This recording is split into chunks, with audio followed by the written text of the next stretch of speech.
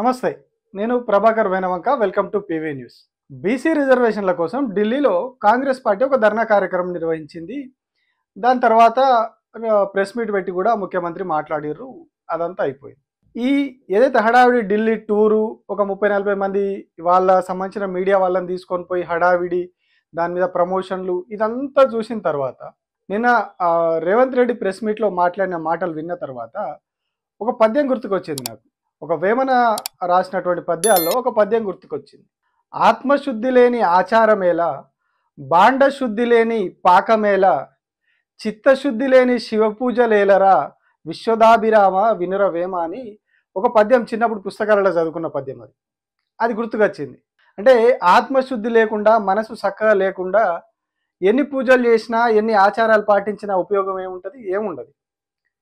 బాండశుద్ధి లేని పాకమేళ అంటే బాండ అంటే బాండలి, గిన్నె, గంజు అంటాం కదా. మనం వండుకునే ఆ వంట పాత్ర నీట్గా లేకుండా, దాన్ని శుభ్రంగా గడగకుండా నువ్వు ఎంత మంచి పాయసం చేసినా, ఇంకొకటి చేసినా ఉపయోగం లేదు. అట్లాగే చిత్తశుద్ధి లేని శివపూజలేలరా.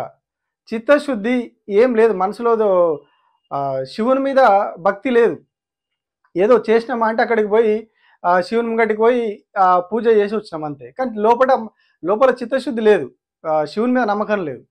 ఇవి ఇట్లాంటి అన్నీ అంటే ఒక శ్రద్ధ లేకుండా చేసే పనులకు సందర్భంలో ఈ పద్యాన్ని మనం చెప్పుకోవచ్చు.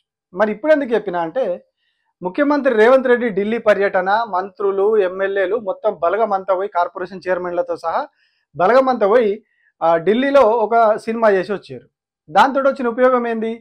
లాస్ట్కు రేవంత్ రెడ్డి ఏం చెప్పారు ప్రెస్ మీట్లో మాట్లాడుతూ, మేము రాష్ట్రపతి అపాయింట్మెంట్ కోరినాం, కానీ మాకు రాష్ట్రపతి అపాయింట్మెంట్ రాకుండా ప్రధానమంత్రి నరేంద్ర మోడీ, హోంశాఖ మంత్రి అమిత్ షా అడ్డుకున్నారు అని చెప్పి రేవంత్ రెడ్డి మాట్లాడారు. నిజంగా స్టేట్మెంట్ విన్నాక చాలా నవ్వొచ్చింది నాకు. ఎందుకు అంటే, ఇప్పటికీ 20 నెలల్లో అనేక సార్లు రేవంత్ రెడ్డి కావచ్చు, మంత్రులు కావచ్చు ఢిల్లీ పోయారు. ఈ 20 నెలల్లో చాలా సార్లు కేంద్ర మంత్రులను కలిసారు.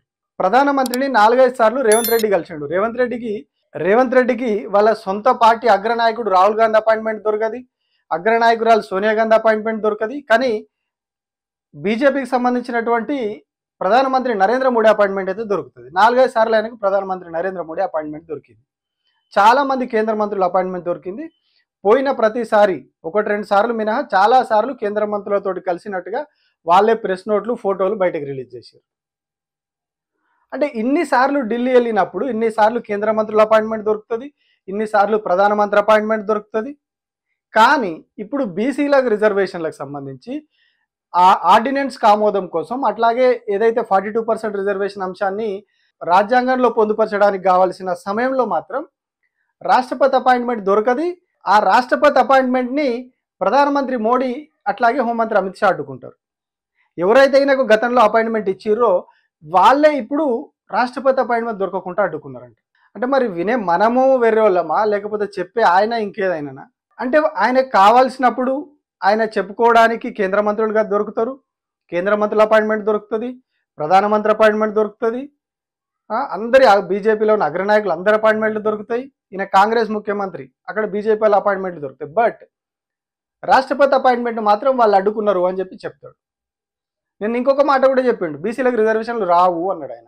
రావు, ఆర్డినెన్స్ తోటి ఇప్పుడు గవర్నర్ దాన్ని ఢిల్లీకి పంపించింది కాబట్టి ఇచ్చే పరిస్థితి లేదు. 42%ని రాజ్యాంగంలో పొందుపరచడానికి వీళ్ళు కూడా ఒప్పుకోవట్లేదు కాబట్టి, బీజేపీ కూడా ఒప్పుకోవట్లేదు కాబట్టి ఇప్పుడు కాదు, ఇక ఎలక్షన్ల సంగతి చూస్తాం, దాన్ని అట్లా చేస్తామని చెప్పి మాట్లాడుతూ ఉన్నాడు ఆయన. ఎలక్షన్లు ఏం చేయాలో అది చేయాలో అధికారులు చేస్తారు అని మాట్లాడుతూ ఉన్నాడు. ఈ సినారియో అంతా గమనిస్తే రిజర్వేషన్లు రావు అని ఆయనే చెప్పిండు. నిన్న ఎలక్షన్లు ఎట్లా నిర్వహించాలో అధికారులు నిర్ణయిస్తారు అని చెప్పిండు. అట్లాగే రాష్ట్రపతి అపాయింట్మెంట్ మాకు రాకుండా మోడీ, అమిత్ షా అడ్డుకున్నారు అంటాడు. అంటే ఇవన్నీ బట్టి చూస్తే మనం మొదట్లో చెప్పుకున్న పద్యం ఏదైతుందో, ఆత్మశుద్ధి లేని ఆచారమేలా, బాండశుద్ధి లేని పాకమేలా, చిత్తశుద్ధి లేని శివపూజలేలరా. అంటే వీళ్ళకి ఎక్కడ కూడా చిత్తశుద్ధి లేదు, ఆత్మశుద్ధి లేదు, బాండశుద్ధి లేదు. ఏ శుద్ధి లేని ఒక ప్రయత్నంగా వీళ్ళు ఒక హడావిడి చేయాలి ఢిల్లీ స్థాయిలో. అంటే మేము ప్రయత్నం చేసినాం, బీసీల కోసం కొట్లాడుతూ ఉన్నాం, బీసీలకు రిజర్వేషన్లు తేవడానికి మేము పాటు పడతా ఉన్నాం. మీకు రైలు వేసుకొని చర్లపల్లి నుంచి ఢిల్లీ దాకా పోయి అక్కడ జంతర్ మంతర్లో ధర్నా చేసినాం, 2 రోజులు ఢిల్లీలోనే ఉండి వచ్చినాం అని చెప్పుకోవడానికి ఈ సినిమా అంతా చేసినట్టు కనిపిస్తూ ఉన్నది తప్పితే ఎక్కడ కూడా వీళ్లకు రిజర్వేషన్లు ఇచ్చే విషయంలో చిత్తశుద్ధి ఉన్నట్టుగా అస్సలే కనిపిస్తలేదు.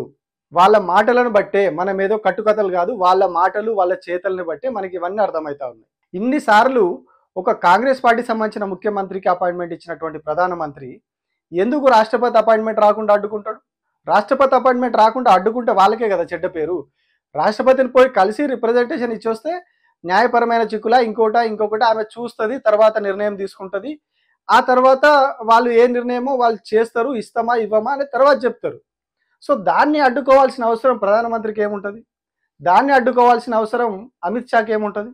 ఈ జస్ట్ వీళ్ళు పోయి రాష్ట్రపతిని కలవంగానే వాళ్ళు వెంటనే రిజర్వేషన్లు ఇవ్వరు కదా. దానికి ఒక ప్రాసెస్ ఉంటుంది, వాళ్ళు న్యాయ నిపుణులతో సంప్రదింపులు ఇవన్నీ ఉంటాయి. కానీ కేవలం ఏంది అంటే ఢిల్లీ స్థాయిలో ఒక హడావిడి చేసి, ఒక ధర్నాలాగా చేసి ప్రధానమంత్రి స్థాయి వ్యక్తి మీద ఒక అభాండం వేస్తే నేషనల్ మీడియాలో హైలైట్ అవుతాం, దేశవ్యాప్తంగా హైలైట్ అవుతాం. ఇట్లా వెంబడి ఒక 20-30 మంది తెలంగాణకు సంబంధించినటువంటి వాళ్ళ అనుకూల మీడియాలో తీసుకొని పోయినాం కాబట్టి అందులో పబ్లిసిటీ కోసం పేపర్లలో వార్తలు రాయించుకోవడానికి, టీవీలో వార్తలు వేయించుకోవడానికి మంచిగా ఉంటుంది. ఇవన్నీ చూపించుకొని తెలంగాణకు వచ్చి ఏం చెప్పుకుంటాం, బీసీలకి ఇగో మేము ఢిల్లీ స్థాయిలో కొట్లాడినాం, కానీ ఒక బీసీగా ఉన్నటువంటి నరేంద్ర మోడీ దీన్ని అడ్డుకున్నాడు అని చెప్పి నరేంద్ర మోడీ మీద నెపం వేయడానికి పనికొస్తుంది తప్పితే బీసీలకు జరిగే న్యాయం ఏం లేదు. దీనివల్ల వీళ్ళు ఢిల్లీకి ఇన్ని వేలు, ఇన్ని లక్షలు, ఇన్ని కోట్లు ఖర్చు పెట్టుకొని ఢిల్లీ దాకా పోయి ఇంత డ్రామా చేసిన దానివల్ల పైసా ఉపయోగం బీసీలకు లేదు. కేవలం షో ఆఫ్. రేపటి రోజున స్థానిక సంస్థల ఎన్నికలు జరిగితే ఆ స్థానిక సంస్థల ఎన్నికల్లో వీళ్ళ ప్రచారం కోసం దాన్ని చూయించుకోవడానికి తప్ప దీంతో బీసీలకు కొరిగేది నయా పైసా లేదు. కామారెడ్డి బీసీ డిక్లరేషన్ ఆ పక్కనే ఉన్నటువంటి ఎస్ఆర్ఎస్పీలో తీసుకుపోయి ముంచిర్రు. నీళ్లు లేని ఎస్ఆర్ఎస్పీలో ముంచేసి వచ్చిర్రు అని చెప్పేసి మనం దీని ద్వారా అర్థం చేసుకోవాలి. Thank you.